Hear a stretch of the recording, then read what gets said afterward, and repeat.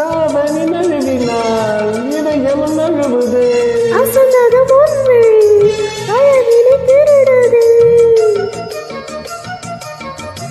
சாதனை நழுவினால் இதயம் நழுவுது. அசந்தது முன்மை அழகினை திருடுது.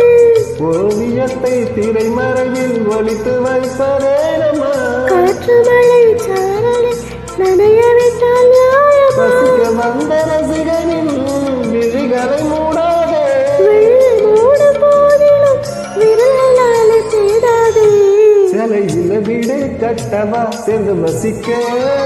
ஜன்னல் வச்ச ஜாக்கெட் போடவா ஜன்னல் அடிக்க?